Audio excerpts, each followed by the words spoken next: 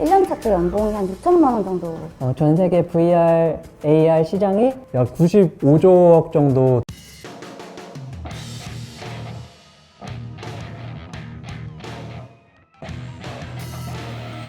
네, 안녕하세요. 저는 드론 교육 및 드론과 관련된 다양한 사업을 진행하고 있는 5년차 드론 교관입니다.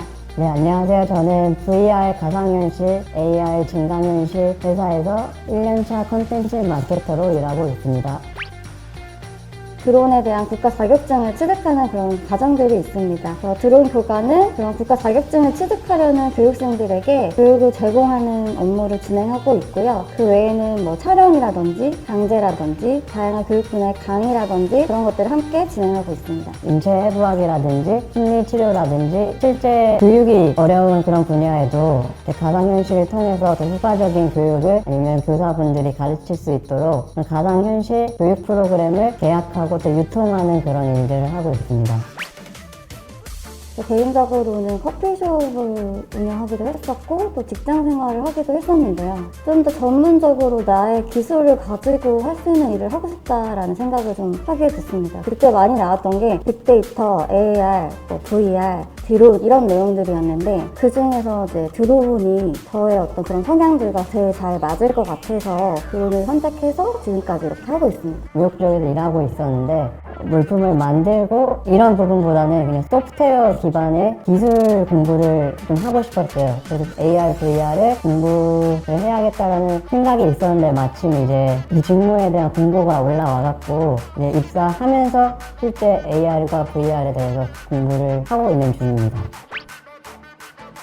드론 조종사 자격증을 가장 먼저 취득했고요. 그 이후에 이제 80시간의 비행시간을 이수해서 한국 교통안전공단에서 진행하는 드론 교관에 대한 이제 자격증 시험과 교육을 이수하면 드론 교관이 될 수 있다는 이제 소식을 듣고 비행시간을 쌓기 시작했습니다. 드론으로 한 번 비행할 수 있는 시간이 길어야 12분에서 15분 정도의 시간이 인정이 되거든요. 그래서 하루 종일 비행장에서 비행을 한다 해도 하루에 많게는 2시간 정도밖에 비행을 할 수가 없는 상황이었어서 그 80시간의 비행 시간을 채우는데 한 3, 4개월이라는 시간이 걸렸던 것 같고 그 윗 단계인 실기평가 조종자 자격증까지 취득을 하여서 지금 현재는 이제 실기평가 조종자 자격을 보유하고 있습니다. 아무래도 이제 VR이나 AR 관련된 정보는 사실 진입 장벽이 그렇게 높지는 않아요. 조금만 이제 찾아보셔도 만약 이제 유튜브 영상들도 많고 체험도 보실 수가 있어갖고 IT 직군이나 저처럼 이제 미래 기술 산업에 관심이 많으신 분들은 지원하시는 데는 그렇게 무리가 없으실 것 같아요.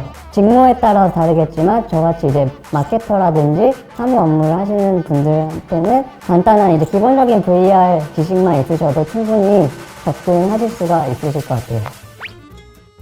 소년생 입사했을 때는 1년차 때 연봉이 한 6천만 원 정도 됐던 것 같습니다. 자격을 가진 사람이 희소했고 주변에서 이제 수요가 많았던 그런 시기였어서 6천만 원 정도의 초봉을 받았던 것 같고요. 그 다음으로 이직을 했던 시점에는 실기평가 조종 자격을 갖고 있다라는 메리트가 있어서 당시에 좀 연봉이 낮아지는 추세였음에도 불구하고 한 5천만 원? 수요가 예전만큼 그렇게 높지가 않은 편이어서 초봉 받으실 때 한 2,500만 원에서 3천만 원 사이에 경력 없는 드론 교관의 연봉이 책정되는 걸로 알고 있고요. 처음 입사했을 때는 2천만 원 후반이었고요. 이제 지금 1년 차인데 7% 정도 인상이 된 것 같아요. 직무에 따라서 이제 편차가 있어서 살짝 다른데 비슷하게 이제 받는 걸로 알고 있어요.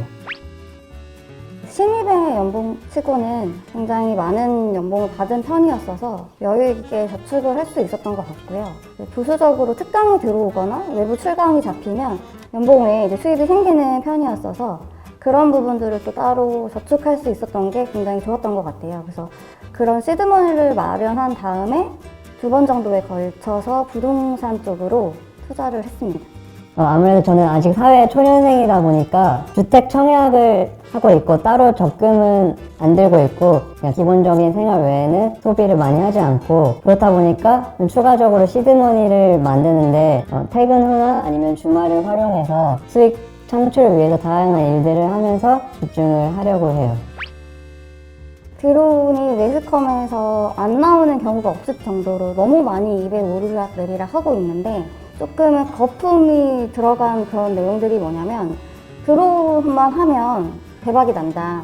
드론 기술 자격이 있으면 시험 문제 없다. 뭐 이런 식의 내용들로 조금 포장이 되어 있는 경우도 없지 않아 있는 것 같아요. 그래서 사람들이 자격증만 따면 내가 드론 전문가가 될 거라고 생각하고 또 자격증 따면 바로 드론 관련된 회사를 차릴 수 있을 거라고 생각하시고 막 뛰어드시는데 지금 이제 이 과도기를 거쳐서 조금씩 이 산업이 발전하고 있는 시기이기 때문에 엄청난 뭐 수익을 창출해낼 수 있다거나 그런 산업 분야는 아직은 아니거든요. 그래서 그런 부분들이 많은 분들이 갖고 계시는 오해가 아닐까. VR도 좀 비슷한 것 같아요. 그냥 뚝딱 이렇게 만들어낼 줄 알고 야, 나 이런 거 만들어보고 싶어, 이런 거 만들어줘라고 얘기하시는 분들이 많아갖고 근데 사실 VR 같은 경우도 인력이 더 많이 필요한 부분들이 일반 기술보다 더 많아갖고 좀 그런 부분이 좀 드론이라든지 이런 저희 같은 산업에 좀 비슷한 부분이 있는 것 같습니다.